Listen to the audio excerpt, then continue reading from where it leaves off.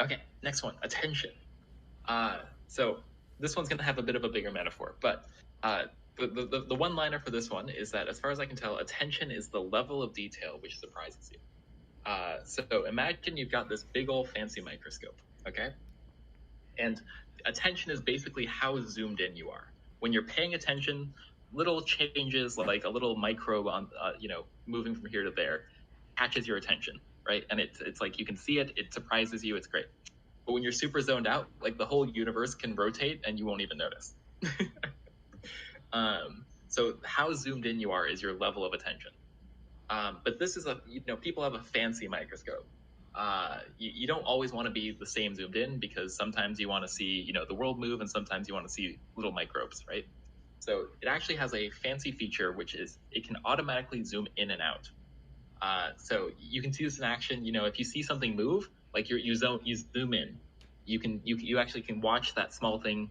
It's surprising, it's interesting, it'll catch your attention, and you'll automatically zoom in. And conversely, if everything's the same, if it's feels kind of boring, I expected that, you'll automatically zoom all the way out. You'll start daydreaming. You'll start it'll be really hard to pay attention because you're going to be pulled away from the situation.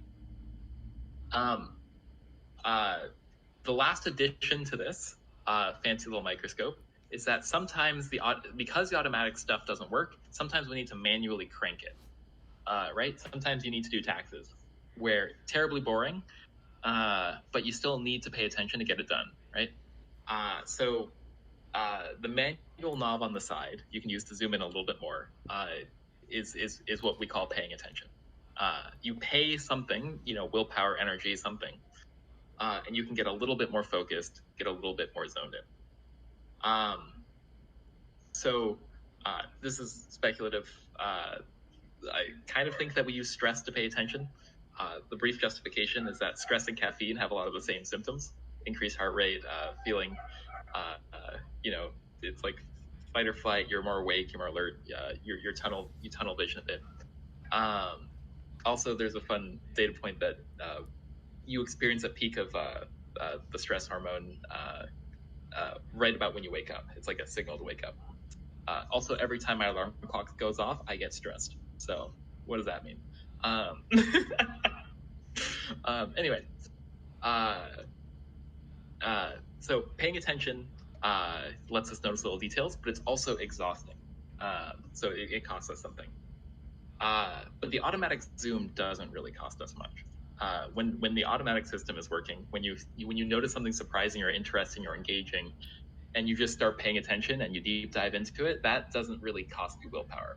Pulling yourself out of that costs you willpower, and pushing yourself into something boring costs you willpower. It's like manually changing where you would naturally pay attention to is what causes you to pay that price. So why that matters is I think that when people say, do what you love and you'll never work a day in their life, like they're practically saying that, if you set yourself up just right, the automatic zoom, you can like ride it. And you'll naturally look at the right spots, and you don't have to keep messing with the darn thing.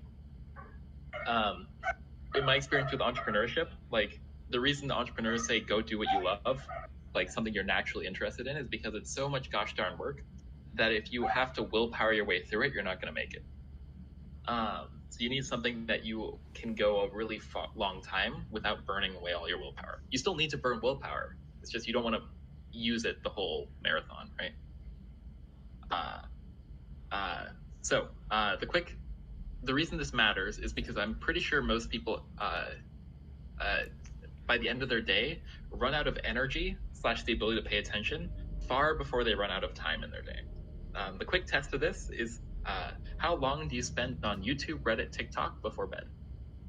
That's roughly how many hours of time you had when you ran out of energy. Because other activities which kind of are, they let you coast. They're like surprising enough to keep you at the same level of attention, but they don't actually like require more from you.